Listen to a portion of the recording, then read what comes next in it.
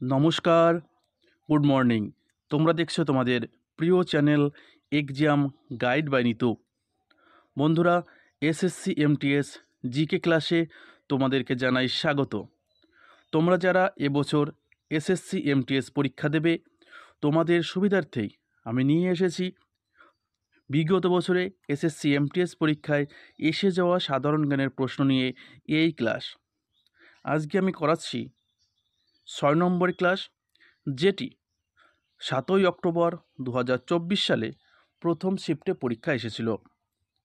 তো বন্ধুরা, তোমরা যারা এখনও পর্যন্ত চ্যানেলটি সাবস্ক্রাইব করোনি, তো অবশ্যই চ্যানেলটি সাবস্ক্রাইব করে নেবে। ভিডিওটা ভালো লাগলে লাইক করবে, বন্ধুদের সঙ্গে শেয়ার করবে। তো চলো শুরু করি আজকের প্রশ্নপত্রগুলো। প্রথম প্রশ্ন, হর্ষবর্ধনের বোন রাজর্ষির বিয়ে হয়েছিল মৌখরী রাজবংশের সদস্য এবং কান্যকুব্জের রাজা ড্যাশের সঙ্গে। কান্যকুব্জ, যার বর্তমান নাম কনৌজ।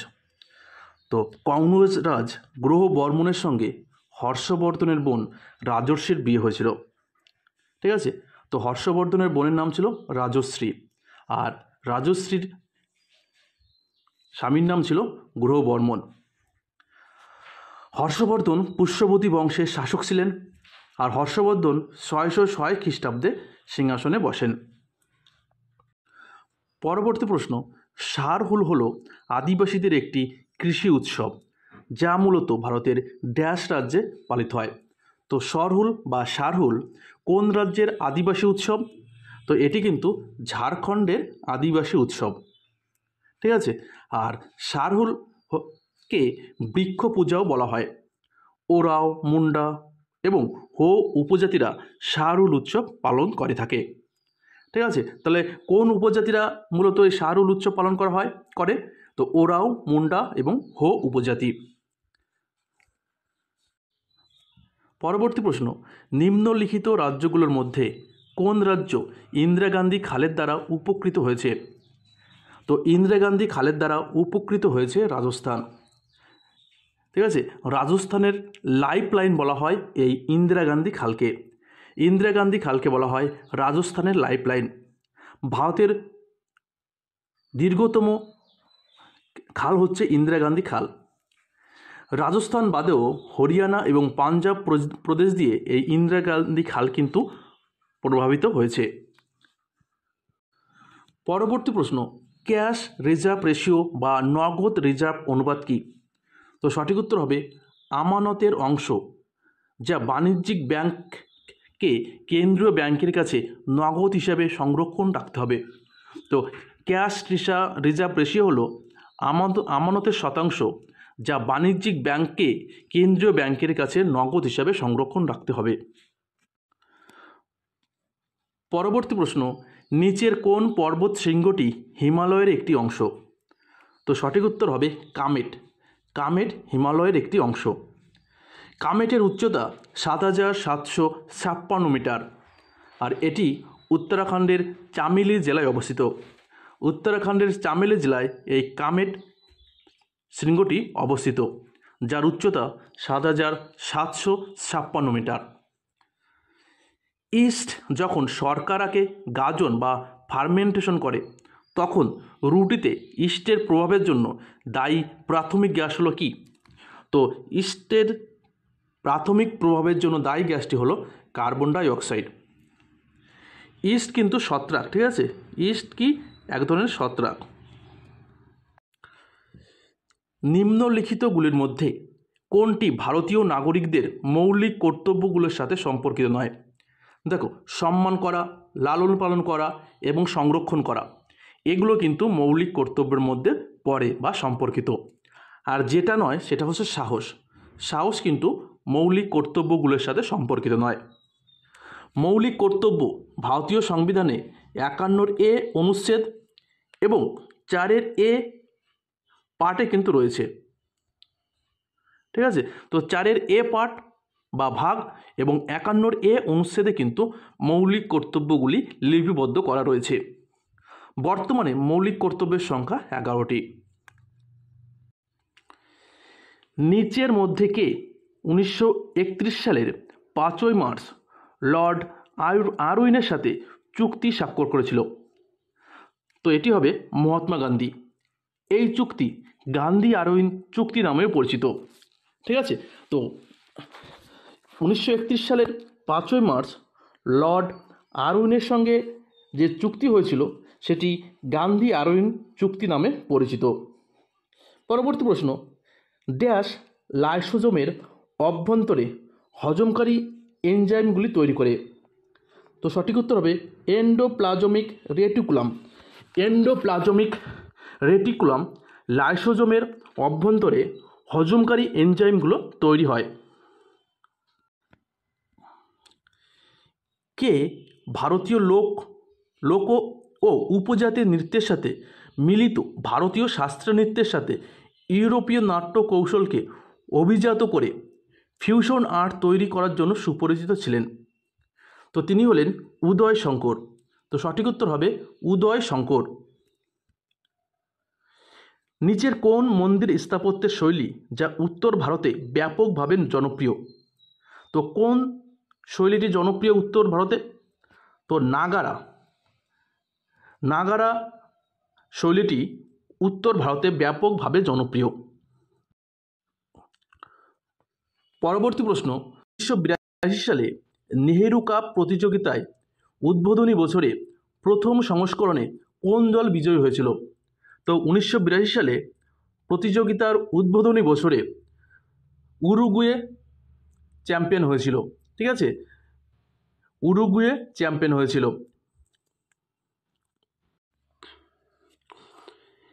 এস আব্দুল নাজিরকে 2023 সালের ফেব্রুয়ারিতে কোন রাজ্যের রাজ্যপাল হিসেবে নিযুক্ত করা হয়েছিল? তো সঠিক উত্তর হবে অন্ধ্রপ্রদেশ। অন্ধ্রপ্রদেশের রাজ্যপাল হিসেবে এস আব্দুল নাজিরকে 2023 সালের ফেব্রুয়ারিতে নিযুক্ত করা হয়েছিল এবং বর্তমানে তিনি কিন্তু অন্ধ্রপ্রদেশের রাজ্যপাল হিসেবে দায়িত্ব পালন করে চলেছে।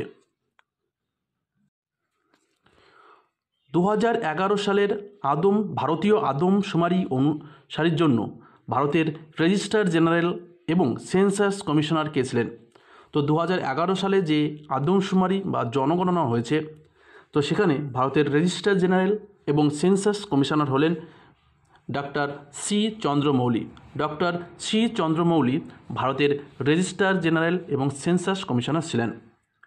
জনগণনা 2011 নীতিবাক্য ছিল আমাদের জনগণনা আমাদের ভবিষ্যৎ, আওয়ার সেন্সাস আওয়ার ফিউচার। পরবর্তী প্রশ্ন, 2023 সালে মহিলা এশিয়ান হকি চ্যাম্পিয়নশিপ ট্রফি জিতেছে? তো সঠিক উত্তর হবে ভারত। ফাইনালে জাপানকে 4-0 গোলে হারিয়ে এশিয়ান চ্যাম্পিয়ন্স ট্রফি শিরোপা জিতেছে ভারত। পরবর্তী প্রশ্ন, 2011 সালের আদমশুমারি অনুসারে ভারতের লিঙ্গানুপাত কত? তো ভারতের লিঙ্গানুপাত হচ্ছে 943। প্রতি 1000 পুরুষের মধ্যে মহিলাদের সংখ্যা 943। ভারতের সর্বোচ্চ লিঙ্গানুপাত রয়েছে কেরালার লিঙ্গানুপাত সবথেকে বেশি, আর সবথেকে কম হচ্ছে হরিয়ানায় লিঙ্গানুপাত সবথেকে কম। ঠিক আছে, চলো নেক্সট। পরবর্তী প্রশ্ন কি বলেছে, মাই কান্ট্রি মাই লাইফ কোন ব্যক্তির আত্মজীবনী? তো এটি লালকৃষ্ণ আদবানির আত্মজীবনী। লালকৃষ্ণ আদবানির আত্মজীবনীর নাম মাই কান্ট্রি মাই লাইফ। দেখো, তিনি 2002 থেকে 2004 সাল পর্যন্ত ভারতের উপপ্রধানমন্ত্রী ছিলেন। ভারতের দ্বিতীয় সর্বোচ্চ বেসামরিক সম্মান পদ্মবিভূষণ পুরস্কার পেয়েছেন 2015 সালে, আর ভারতের সর্বোচ্চ বেসামরিক সম্মান ভারতরত্ন পুরস্কার পেয়েছেন 2024 সালে। ঠিক আছে, চলো নেক্সট। যে ব্যবস্থায় রাজস্ব আদায় এবং কোম্পানিকে তা প্রদানের দায়িত্ব জমিদারের পরিবর্তে গ্রামের প্রধানের উপর ন্যস্ত করা হতো তা ছিল ড্যাশ ব্যবস্থা? তো এখানে বলা রয়েছে মহলারি ব্যবস্থা। তো আগে যে কর সংগ্রহ করা হতো, জমিদাররা কর সংগ্রহ করে কোম্পানিকে দিত, কিন্তু মহলারি ব্যবস্থায় সেটা জমিদারের পরিবর্তে গ্রামের যে প্রধান, সেই প্রধানই এই রাজস্ব আদায় করবে এবং কোম্পানিকে তা প্রদান করবে। ঠিক আছে, চল নেক্সট। পরবর্তী প্রশ্ন, ড্যাশ দ্বারা হিলিয়াম গ্যাসকে তরল আকারে রূপান্তরিত করা হয়? তো কিসের দ্বারা? তো সঠিক উত্তর হবে লন্ডনের আকর্ষণ শক্তি দ্বারা। লন্ডনের আকর্ষণ শক্তি দ্বারা হিলিয়াম গ্যাসকে তরল আকারে রূপান্তরিত করা যায়। এই লন্ডন আকর্ষণ শক্তি হলো এক ধরনের আন্তঃআণবিক বল যা পরমাণু বা অণুর মধ্যে ইলেকট্রন বিতরণের অস্থায়ী ওঠানামার কারণে উদ্ভূত হয়। পরবর্তী প্রশ্ন, কোন তামিল সুপারস্টার 2রা ফেব্রুয়ারি 2024 তামিলনাড়ু এবং পুডুচেরিতে তামিলগা ভেত্রি কাজগম বা টিভিকে রাজনৈতিক দল আর পিরাপ্পকুম এল্লা ইউরোক্কুম স্লোগান দিয়ে প্রতিষ্ঠা করেছিল? তো পিরাপ্পকুম এল্লা ইউরোক্কুম, যার মানে হয় জন্মসূত্রে সবাই সমান। তো এই স্লোগান দিয়ে কে তামিলগা ভেত্রি কাজগম রাজনৈতিক দল প্রতিষ্ঠা করেন? তো তামিল সুপারস্টার বিজয়। তো সঠিক উত্তর হবে বিজয়। পরবর্তী প্রশ্ন, ড্যাশ হলো নদী প্রবাহের একটি স্পষ্ট বক্ররেখা বা লুপ যা ক্ষয় এবং জমাট বাঁধার ফলে তৈরি হয়? তো সঠিক উত্তর হবে মিয়ান্ডার। পরবর্তী প্রশ্ন, কলামণ্ডলম কৃষ্ণন নায়ার ভারতের নিচের কোন শাস্ত্রীয় নৃত্যের একটি উল্লেখযোগ্য ব্যক্তিত্ব? তো তিনি হলেন কথাকলি নৃত্যের উল্লেখযোগ্য ব্যক্তিত্ব। তো সঠিক উত্তর হবে কথাকলি। ঠিক আছে, আর কথাকলি ভারতের কেরালা রাজ্যের একটি শাস্ত্রীয় নৃত্য। পণ্ডিত অরবিন্দ থাট্টে নিচের কোন ঘরানার অন্তর্গত? তো পণ্ডিত অরবিন্দ থাট্টে তিনি মেয়তি ঘরানার অন্তর্গত। আর অরবিন্দ থাট্টে একজন হারমোনিয়াম বাদ্যযন্ত্র বাদক শিল্পী। 1300 শতাব্দীর বিখ্যাত ভেনিস পর্যটক কে কেরালা ভ্রমণ করেছিলেন? তো ভেনিস পর্যটক মার্কো পোলো। ভেনিস পর্যটক মার্কো পোলো তিনি 1300 শতাব্দীর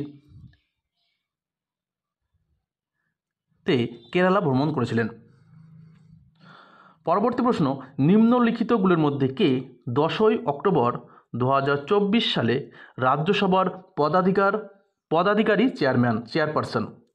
তো রাজ্যসভার পদাধিকার বলে চেয়ারপারসন হলেন ভারতের উপরাষ্ট্রপতি, আর ভারতের বর্তমান উপরাষ্ট্রপতি হচ্ছেন জগদীপ ধনখড়। ঠিক আছে, জগদীপ ধনখড়। 1963-তে বলা হয়েছে ভারতের একজন উপরাষ্ট্রপতি থাকবে।